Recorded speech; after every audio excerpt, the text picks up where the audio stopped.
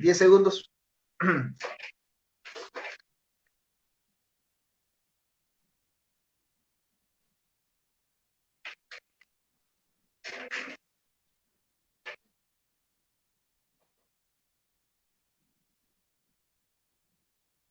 Buenas tardes, queridos amigos y amigas de Lima Lee. Estamos nuevamente en nuestra plataforma, continuando con el ciclo de presentaciones Primavera Poética, que ha logrado congregar a 64 escritores de 17 países. Y esta tarde tenemos nada más y nada menos que a Federico Díaz Granados. Federico es un poeta colombiano, nacido en Bogotá. Él es editor, además es gestor cultural, dirige un festival muy importante en Bogotá, que es En la Línea de tu Mano. Es editor de Visor Libros Colombia y Ediciones Valparaíso, pero sobre todo es un gran poeta. Así que esta tarde vamos a tener el gusto y el privilegio de poder conversar con Federico, quien es uno de los autores publicados en la colección de Lima Lee con Primavera Poética.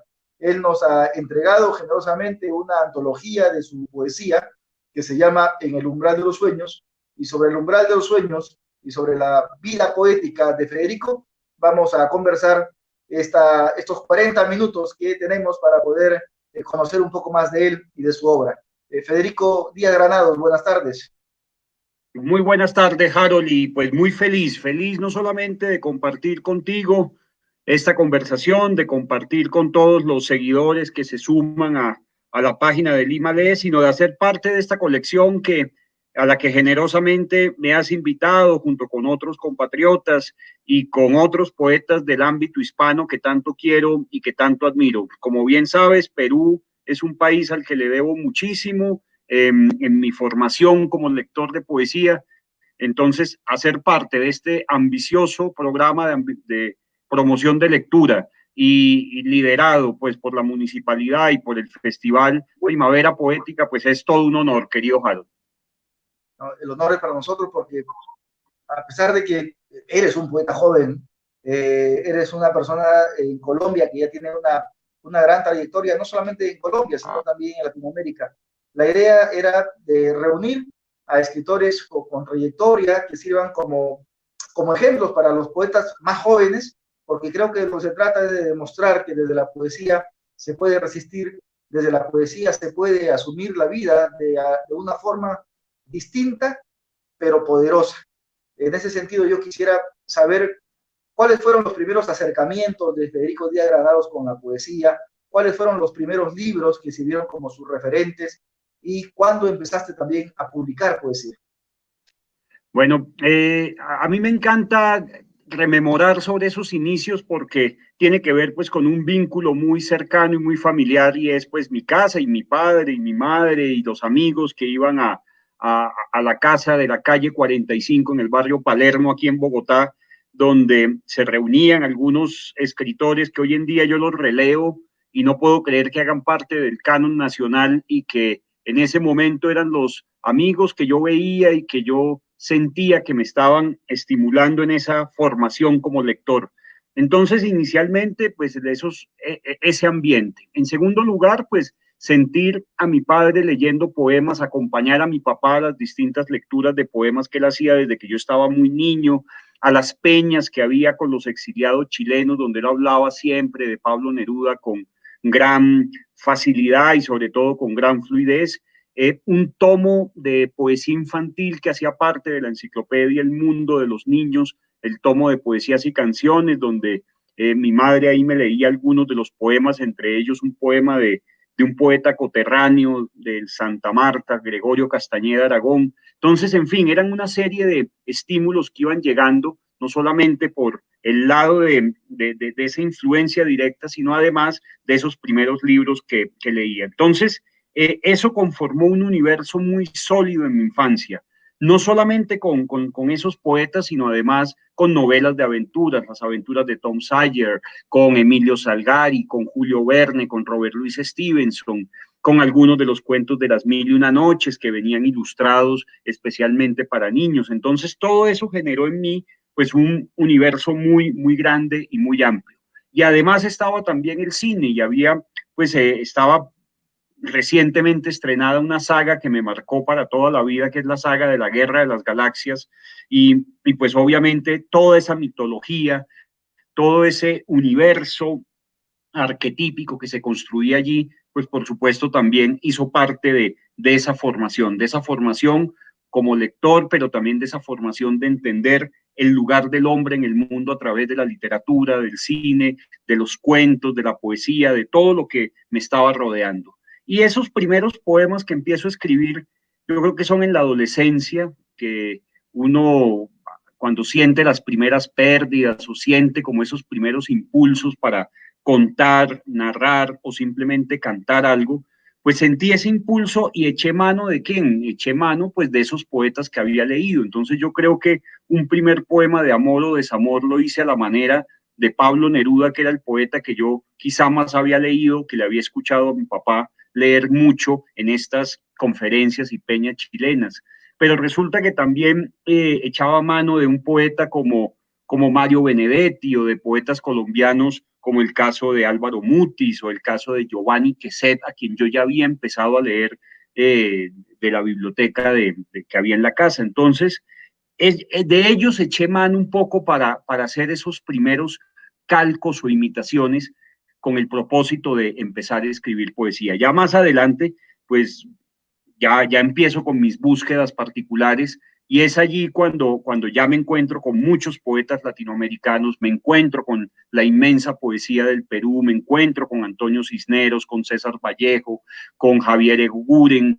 Mi padre recitaba un poco aprendido de memoria de mi abuela versos de José Santos Chocano, por eso para mí fue tan emocionante cuando el año pasado me invitaste a Lima y pude ir al cementerio a ver la tumba de José Santos Chocano. Para mí fue un motivo de muchísima alegría ir entre todas a la de Eguren, pero sobre todo a la de José Santos Chocano.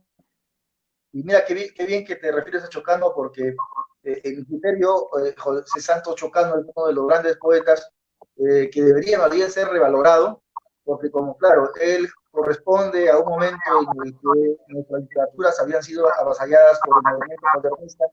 Después viene la erupción de Vallejo y todo lo que significó la poesía ya del siglo XX, como que han dejado un poco postergado a José Santos Chocano, pero sin embargo su poesía, a la que tú bien te refieres, es una poesía muy poderosa. Yo en ese sentido me quedé con algunas preguntas sobre esa poesía, porque antes cuando coincidimos en Buenos Aires, recuerdas en ese hermoso diálogo en torno a Rubén Darío, y yo me refería a Sí, Chocano como nuestro modernista, ¿no? Como el seguidor de esa influencia que dejó Rubén Darío, para partir por una etapa, digamos, ¿no? Nuestro modernista en el Perú fue José Santos Chocano. Los modernistas sí. colombianos, uno o dos, o de repente, no sé, alguno que haya influido también en lo que tú ya posteriormente empezaste a escribir, ¿qué autor podría citarme de esa época, o de ese movimiento? Claro, el gran contemporáneo a todos ellos, pues fue nuestro poeta universal José Asunción Silva. Sin embargo, José Asunción Silva es un trípode del cual se desprenden grandes corrientes de la poesía colombiana, porque con Silva se le da un portazo al romanticismo, ¿sí? Y se le da una apertura también a esa poesía que viene a influenciar a América Latina con el modernismo, pero quizás Silva es uno de nuestros últimos románticos, es como ese puente entre el romanticismo y el modernismo, pero a la vez Silva es el inaugurador, fundador de la poesía urbana, de la poesía irónica, con un bello libro que se llama Gotas Amargas, pero además el mismo Silva, a la manera los parricidas del modernismo, en su momento también le tuerce el cuello al cisne y lo hace con el bello poema, con ese conmovedor poema de Sinfonía color de fresa con leche, donde habla de los imitadores de Rubén Darío y los trata como los rubendariacos. Entonces, fíjate que Silva fue, pues, nuestra entrada a la modernidad, pero también de alguna manera fue una de esas voces que le dio el portazo al romanticismo y nos dio una entrada también a ese llamado modernismo. Sin embargo, el esplendor del modernismo en Colombia se da ya a comienzos del 20 con un poeta llamado Guillermo Valencia, Sacrificar un mundo para pulir un verso. Ese poeta de Popayán es sin duda el que sintetiza todas esas búsquedas formales, incluso artificiosas, del modernismo latinoamericano.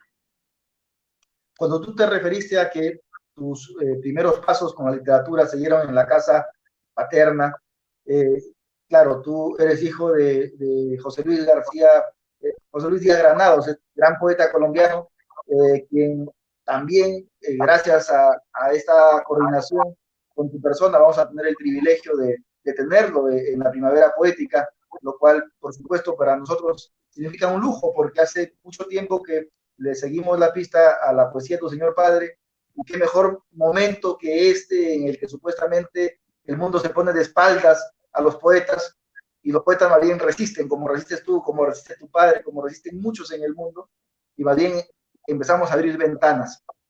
Yo tengo un libro tuyo que me obsequiaste en Buenos Aires sobre una compilación de poemas de Pablo Neruda. Sí. Bueno, tengo también este otro libro sobre el oficio de recordar, que son sus escritos, ¿no? Periodísticos. ¿Cómo hace Federico Díaz Granados para convivir el poeta con el crítico, con el compilador, con el editor? ¿Cuál es la dinámica o el método, en todo caso, para no perder al poeta? Bueno, no, yo creo que todo hace parte de un mismo ámbito y es el ámbito de la poesía. Entonces, como yo no creo tanto en la llegada de la musa o la inspiración, pues lo que trato es de estar siempre en un ejercicio de poesía. Si no estoy en la temperatura o en la fiebre de escribir porque simplemente no me siento en la sensibilidad, en el momento de escribir un determinado poema, pues seguramente estoy leyendo algunos de los poetas que me están inquietando, o releyendo a los poetas de siempre, o acudiendo a las antologías que suelo comprar, porque soy un gran aficionado a comprar antologías de poesía de todo el mundo, antologías temáticas, antologías generacionales, antologías por países, en fin. Entonces todo esto me lleva a estar siempre en ese contacto y por supuesto soy consciente de que además de escribir poesía a partir de mis emociones, a partir de mis sensaciones, pues también tengo que hacer una reflexión permanente sobre el oficio.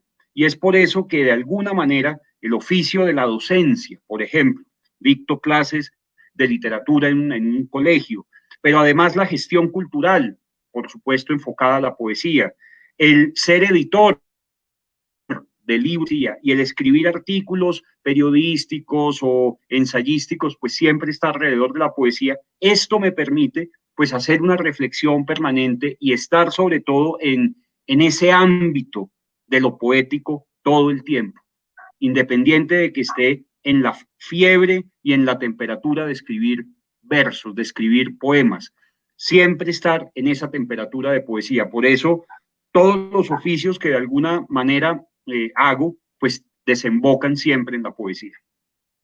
Pero Karl Jasper, el famoso filósofo fenomenalista, decía que para poder lograr una obra de arte se necesitaban de tres cosas muy puntuales, ¿no? Era la duda, la admiración y el estremecimiento. ¿Hasta qué punto la duda, ¿no? La admiración y el estremecimiento te permiten también a ti generar esos otros puentes que van más allá de la poesía? Quiero aterrizarlo, por ejemplo, los encuentros literarios que tú realizas, el festival, está en línea Javier Oquendo Troncoso, que es otro hermano maravilloso de la poesía, que también es un gran evento en Ecuador. ¿Hacia dónde tú crees que deberían orillar este tipo de realización de festivales que congregan a escritores?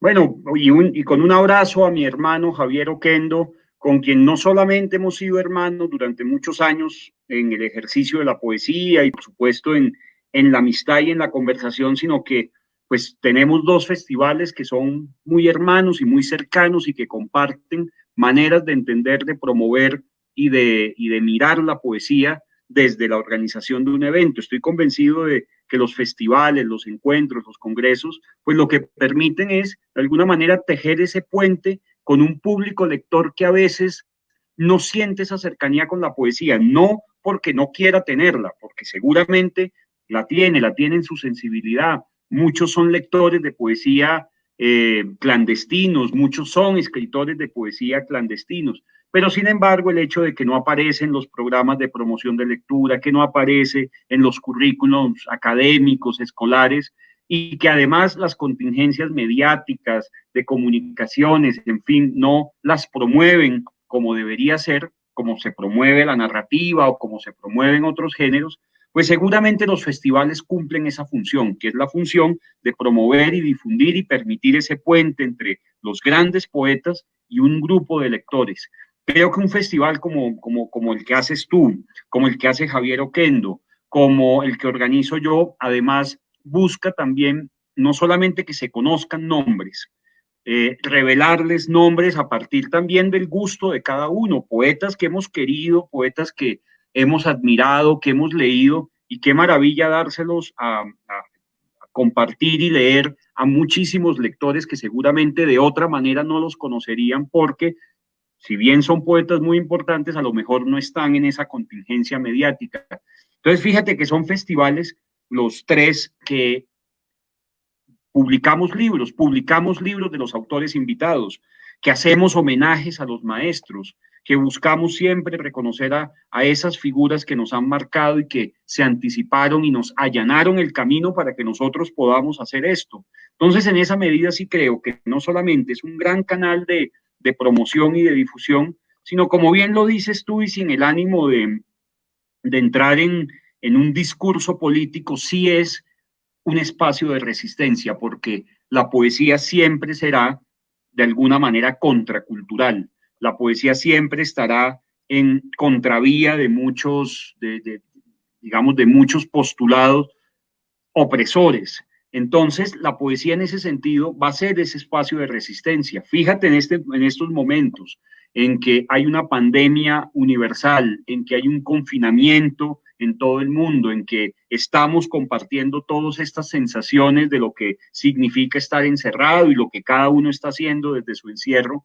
Pues mira que la poesía ha sido uno de los grandes refugios, lecturas de poemas en vivo, conferencias en vivo, conciertos de música en vivo, o sea, estamos, digamos, ofreciendo y el mundo está ofreciendo una serie de eventos un poco para acompañar a la gente en su soledad. Yo creo que el mes de abril creo que ha sido uno de los meses más duros de la humanidad en los últimos tiempos. Ese mes de abril fue uno de los meses donde más eventos culturales hubo en Internet. Además, creo que muchos gestores estaban descubriendo la posibilidad de hacer estos eventos en línea y de hacer estos eventos con las redes sociales. Entonces, fíjate que sí sirve de trinchera, de resistencia, de compañía, y de alguna manera desde los festivales que organizamos, pues algo estamos proponiendo. El solo hecho de llevar a un público a una lectura de un poeta maravilloso, de un poeta latinoamericano maravilloso, de un poeta español, de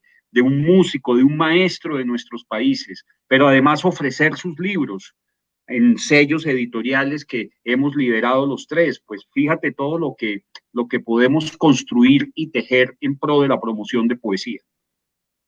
Pero, no, y qué bien que lo digas, sobre todo tú, Federico, porque hacer promoción cultural ya de por sí es un acto de resistencia también, ¿no? Sobre todo cuando en la mayoría de nuestros países latinoamericanos las instituciones son reacias a participar en este tipo de promoción.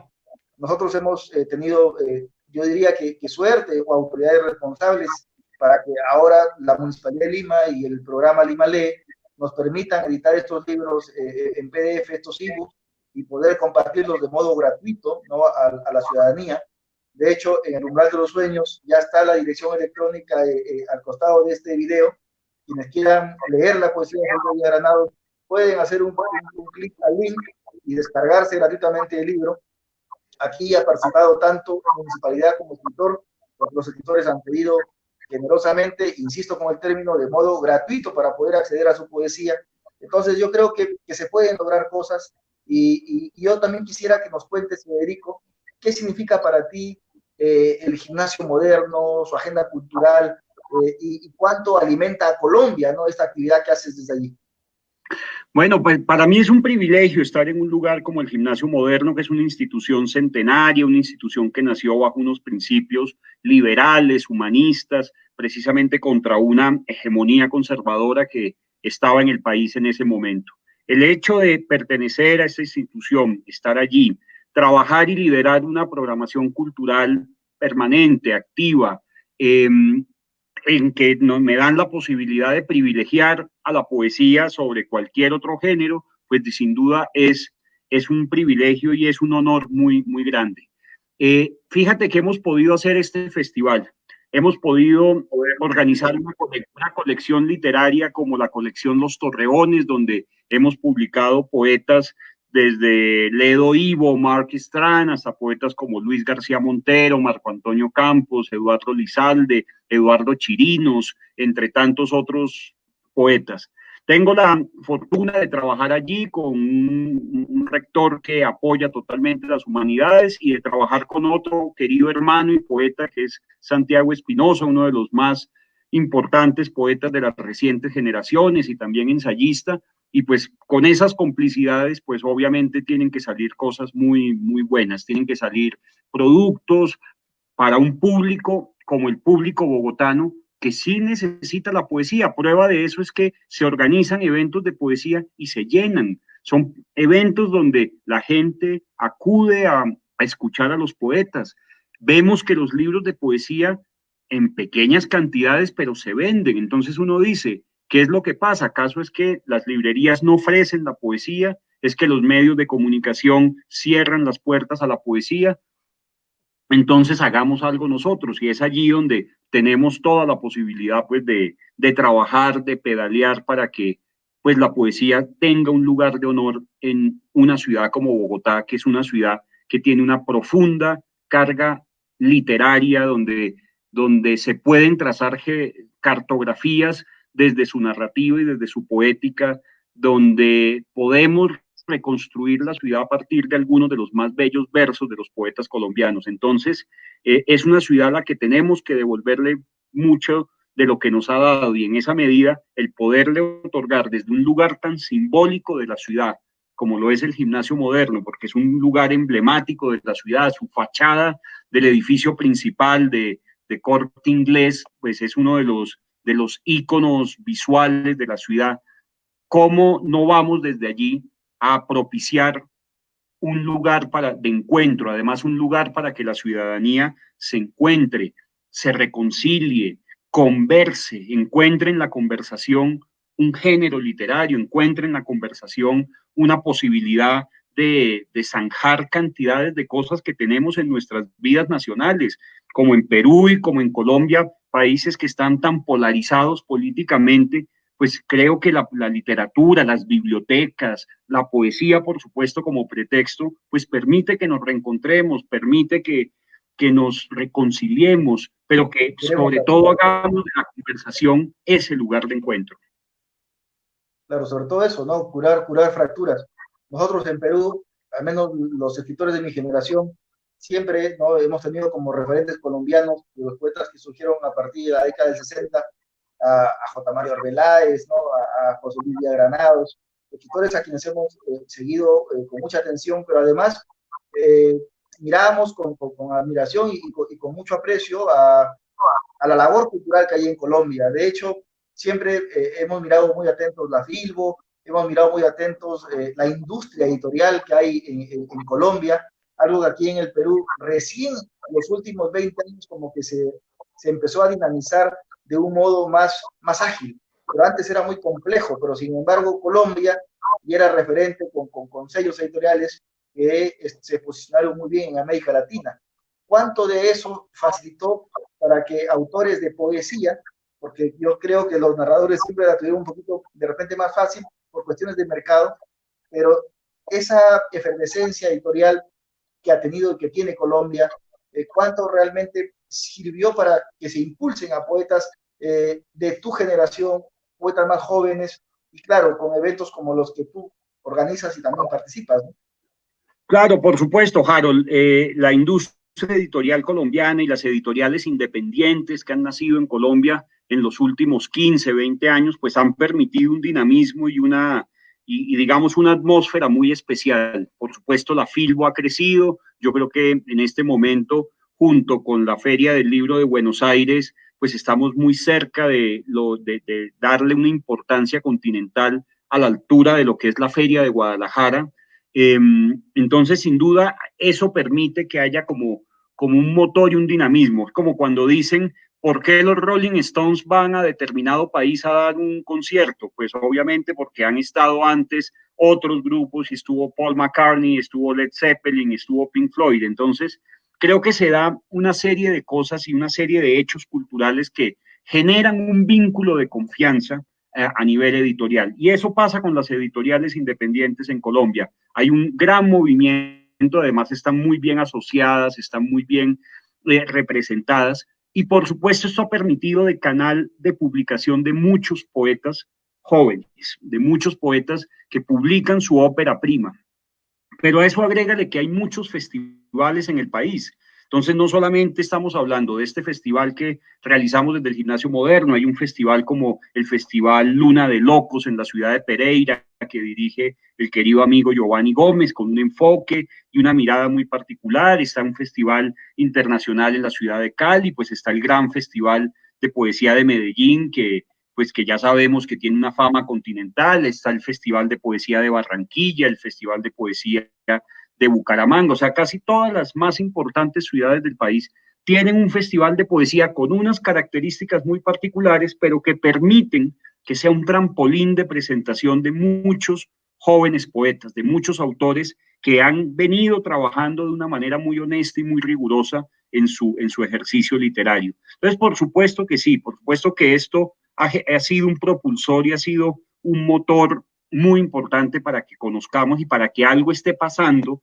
en la joven poesía colombiana. Yo siento que sobre todo en la joven poesía colombiana hay un liderazgo de las voces femeninas, de las mujeres nacidas después de 1980, incluso de 1970. Todas esas últimas generaciones, por supuesto, con más visibilidad, pues tienen cabida y tienen un lugar muy importante en todos estos eventos y en este mundo editorial que has mencionado. Entonces, fíjate cómo todo esto genera una efervescencia muy especial, cómo todo esto genera que haya una permanente relectura de la tradición. Fíjate que en los poetas jóvenes hay también una necesidad de romper con esa tradición. Eso quiere decir que ha habido una lectura y una relectura de esa tradición colombiana con la cual o quieren continuar o quieren dialogar o quieren romper de alguna forma. Entonces, sí, yo te agradezco que tengas esa mirada sobre el mundo editorial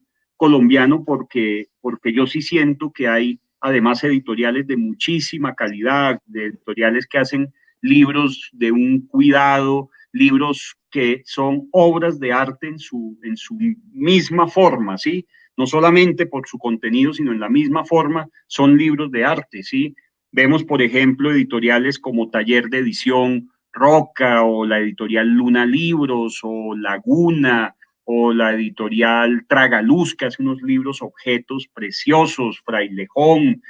Hay una editorial que se llama Cardumen, que publica unos libros objeto preciosos, y donde acaba de publicar un par de poetas jóvenes colombianas que han ganado premios nacionales e internacionales de poesía. Entonces, fíjate que ahí te mencioné 5 o 6 editoriales entre ese grupo de editoriales jóvenes colombianas que hacen, yo creo que una gran labor en pro de difundir la poesía.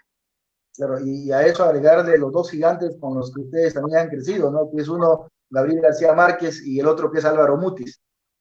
Sin duda, Y ahora que sin te duda, referías a son poetas dos paros jóvenes, muy grandes. sí, y ahora que te refieres a poetas jóvenes, mujeres, de hecho, en esta colección tenemos a Eliana Maldonado Cano, que es colombiana, y a Lucía Estrada, que es colombiana, y a mí lo que me ha causado satisfacción es escucharte hablar de otros festivales que se hacen en otras ciudades de Colombia, porque pienso que así debería ser la mirada de un promotor. Más bien, mientras más festivales hayan en las ciudades de nuestro país, hay que alegrarse, ¿no es cierto? Y hay que Claro, tratar de impulsarlos. Hay que olvidarse un poco claro. de ese famoso celo que a veces ocurre con algunos promotores culturales o poetas, porque lo que se trata es de fortalecer finalmente la poesía, ¿no? Y la poesía también, para no caer en términos políticos, no tiene partidos. O sea, la poesía solamente necesita militantes de la palabra que sean honestos y que transmitan lo que su sensibilidad los obliga a transmitir. Y en ese sentido, querido Federico, yo quisiera ahora centrarnos en el umbral de los sueños. ¿no? ¿Por qué el título en el umbral de los sueños? Y por supuesto, escucharte poemas, porque queremos escuchar al poeta Federico Díaz Granados. Bueno, muchas gracias. Y sí, de acuerdo con lo que dices, entre más festivales haya, sin duda alguna, más lectores de poesía vamos a tener. En un país tan grande como Colombia, si cada ciudad tuviera un festival de poesía, este sería un país lector de poesía, o sea, sería un país formado en la poesía, o sea, que estaría convencido de que sería un mejor país, un país más empático, un país más solidario, un país capaz de sensibilizarse frente al otro. El umbral de los sueños es un verso de un poema mío y yo cuando tengo que titular alguna antología, ponerle un título que es tan difícil a una antología, pues trato como de escarbar o en versos de poetas que me gustan mucho, así como tú tuviste la generosidad de publicar una antología para el festival con un título traído del gran poeta Jaroslav Seifert, el poeta checo, premio Nobel de literatura. Entonces, le puse tiempo lleno de canciones, ¿sí? A partir de una frase que está en esas bellas memorias de él, que se llama Toda la belleza del mundo. En este caso, esta antología que vamos a entregar a los lectores de la municipalidad, a los lectores peruanos y, por supuesto, latinoamericanos, porque sé que va a estar ahí de manera gratuita para descargar en las páginas de la municipalidad y del festival, pues tiene que ver con pues una muy breve síntesis de lo que he publicado y de lo que he escrito, donde yo creo que un lector que se acerque por primera vez a eso que yo escribo, pues pueda entender como un mundo y unas preocupaciones. El título yo creo que viene de algo que es la misma poesía. La poesía está en ese umbral entre el sueño y la vigilia. La poesía de alguna forma está en ese límite, en ese borde entre el estar despierto y el estar soñando. Y de alguna forma nos aterriza a una realidad eh, todo el tiempo, como decía alguien, que la poesía tiene unas ramas como un árbol para abrazar el cielo, pero con unas raíces muy bien amarradas en la tierra, pues eso es el umbral, ese umbral de los sueños. Entonces creo que a partir de ese verso, que es de un poema mío, de, podamos, digamos, entender esa búsqueda y ese mundo que he intentado construir a lo largo de muchos años, casi, pues no, 25 años desde que publiqué mi primer libro y pues muchísimos más, toda una vida desde que estoy en ese ambiente de la poesía. Nos gustaría, Federico, escuchar tu poesía. Carolina Zamudio desde Buenos Aires nos dice qué bueno escucharlos y saluda a la primavera y nos saluda a los dos. Y gracias, Carolina, Pues por el un saludo. abrazo para Carolina desde Bogotá. Saludos también para la biblioteca FA26 de San Juan de Lurigancho. San Juan de Lurigancho es el distrito más grande que tiene Lima. Es un distrito gigante y nos están también viendo ahí desde su biblioteca. Federico, ahora sí, pasemos a la Bueno, poesía. Queremos escuchar tu poesía. De repente, como lo dije en algún texto, queremos escuchar a los, tomando un verso tuyo, a los inquilinos de tu vida. muchas gracias. Muchas gracias, Harold. Voy a empezar con estos dos poemas que yo creo que mucho tienen que ver con el momento que estamos viviendo. Si el mundo nos exigió estar en una permanente velocidad en que nos alentó todo lo rápido, hasta la comida rápida, pues un poco esta temporada, al igual que la poesía de todos los tiempos, pues nos ha convocado a la lentitud. Algo sobre eso escribí hace poco, sobre cómo este es un tiempo precisamente para la lentitud. Entonces, este poema que se llama Las prisas del instante. Tenía razón el tiempo en llevar su afán, en instalarse donde le pareciera y en tener sus rituales y hostilidades. Ahora entiendo sus tardanzas y balbuceos y su prontitud para los aciertos de esta terquedad de fijar unas cuantas palabras en un extremo de la infancia y otras tantas en un rincón de esta calle ronca que se parece tanto a la vida, llena de sorpresas y de silencios. Por eso perdóname por tantas deshoras, por convocarte en noches de rencores y presagios, por amontonar en la misma gaveta ruinas y asuntos cotidianos, entre el cansancio de los días y la terca música de los silencios.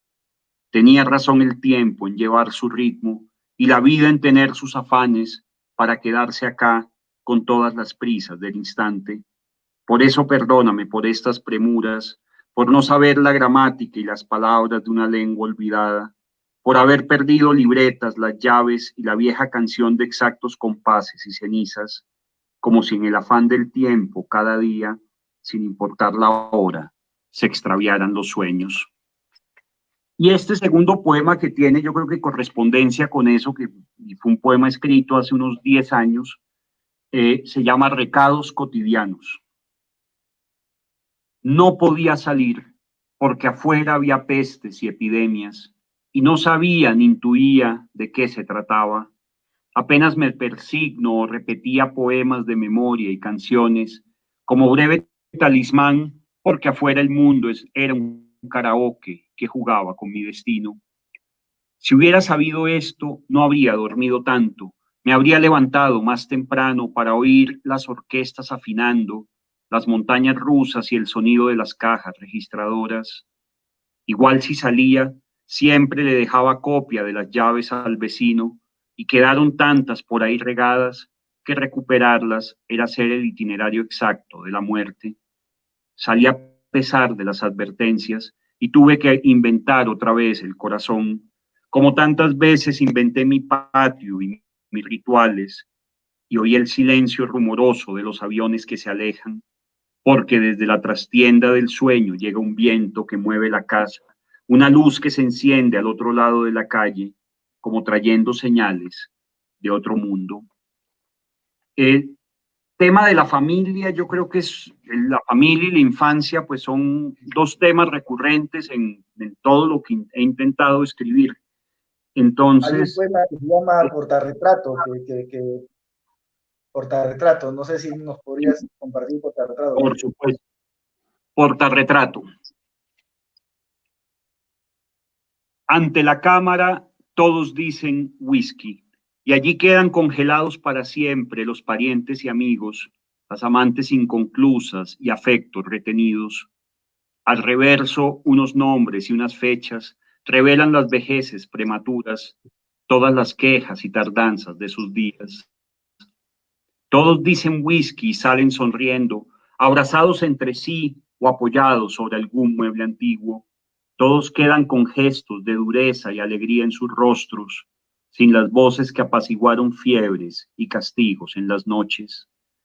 Algo de rencor y bronca se ve en aquella foto cuando en coro gritaron whisky y dejaron fuera de foco todo el umbral de los sueños, la luz que titilaba en sus miradas ante la demanda de despedida del abuelo y el largo adiós de los almendros. Fíjate Muchas que de ahí gracias, salió. Felipe. No, Y, qué gran, qué hermoso poema.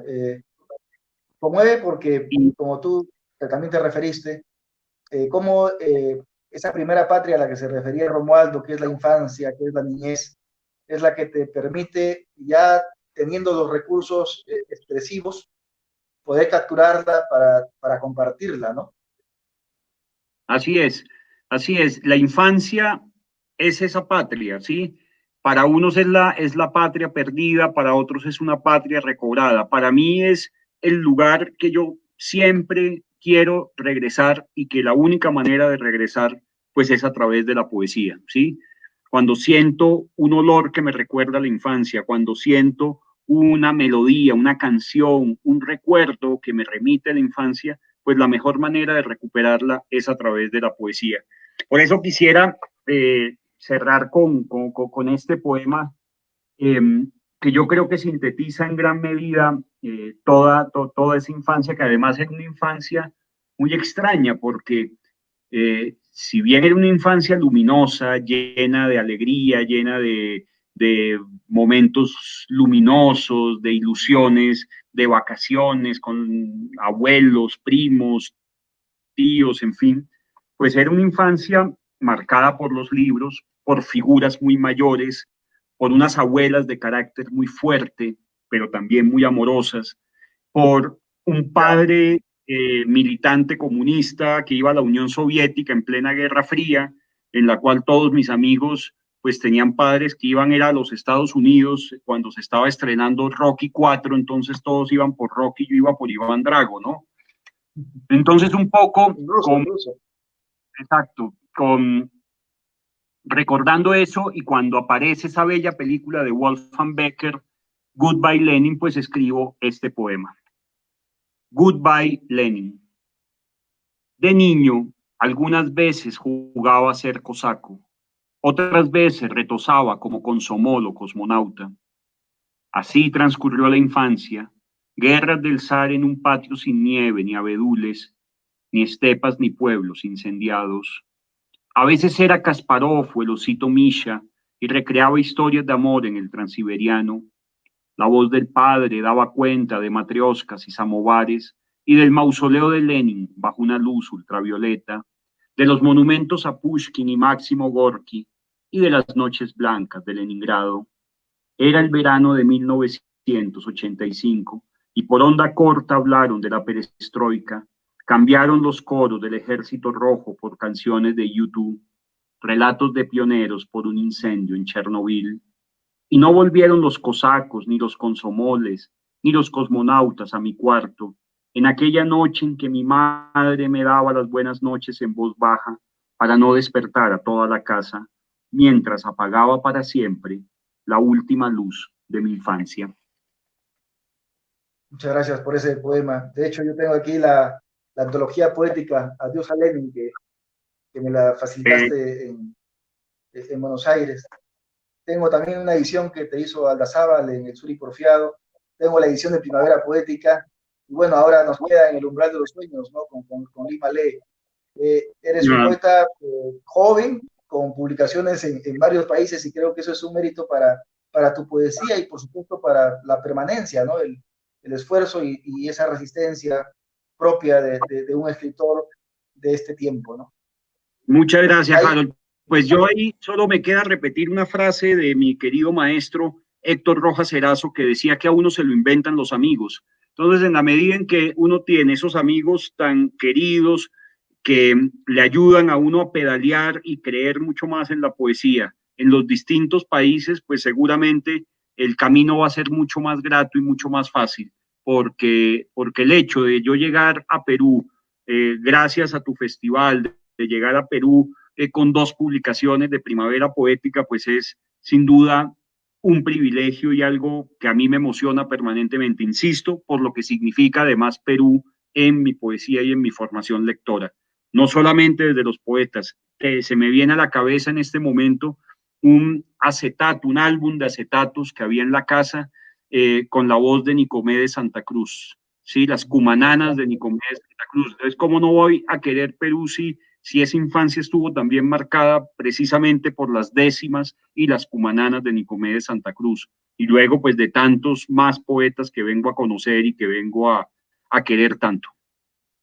muchas gracias por eso, Federico. De verdad que lo valoramos tremendamente. Y quiero despedir este diálogo con una frase que nos escribe Blas Rosales, que se acaba de inspirar, dice en este momento. Dice, este momento me ha servido para reflexionar, para extrañar lo inextrañable, al perro del vecino metiéndose al jardín, al joven del pan anunciando su llegada de manera escandalosa y a mis padres a quienes no veo hace 30 años. Muchas gracias, Federico, por este diálogo, por esta transmisión, por esta poesía. Felicitaciones por la labor que estás realizando en Colombia y por esa actitud de ciudadano del mundo.